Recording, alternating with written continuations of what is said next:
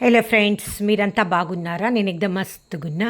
ఈవేళ సండే కదా, ఏమైనా స్పెషల్ చేసుకుందాము అనిపించింది. Every Sunday bagara rice, biryani, gravy, chicken ఇవే కదండి మనం చేసుకుంటాము.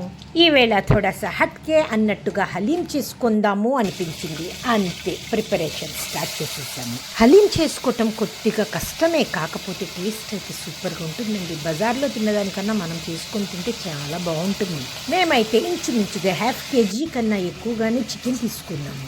దీనిలో కంపల్సరిగా అన్ని పప్పు ధాన్యాలు వేయాలి. దానితో పాటు కొద్దిగా బియ్యం, వేరుశనగ పప్పు, కాబూలి చనా, కాజు, బాదం ఇవన్నీ వేస్తేనే దీని టేస్ట్ రెండింతలు అవుతుంది. అమ్మాయిలు ఏం మాగి కాదు 2 నిమిషాల్లో రెడీ అవడానికి. మరేంటి హలీమా గంటలు గంటలు రెడీ అవడానికి? బాబు ఎవరు బాబు? అది ఏం చెప్పేవరా?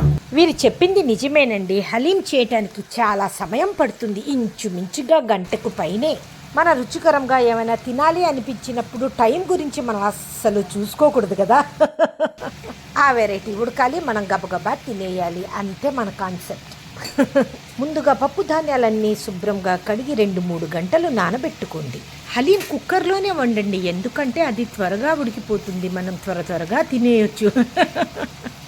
ఇంకొక విషయం అండి, ఈ ఐటెం వండేటప్పుడు నూనె వాడకండి, ఉత్తి నెయ్యే వాడండి. కుక్కర్లో కొద్దిగా నెయ్యి వేసి దానిలో బిర్యానీ ఆకు, లవంగ, ఏలకులు, చెక్క, స్టార్ అనాస్ వీటన్నిటిని కొద్దిగా ఫ్రై చేసుకుని చికెన్ ముక్కలు వేయండి. అల్లం వెల్లుల్లి పేస్ట్, పెప్పర్ పౌడర్, పచ్చిమిర్చి, ఉప్పు, ధనియాల పొడి, జీలకర్ర పొడి, షాజీరా, కొత్తిమీర, పుదీనా వీటన్నిటిని వేసి 10 నిమిషాలు ఉడకనివ్వండి, నీళ్లు ఇంకే వరకు.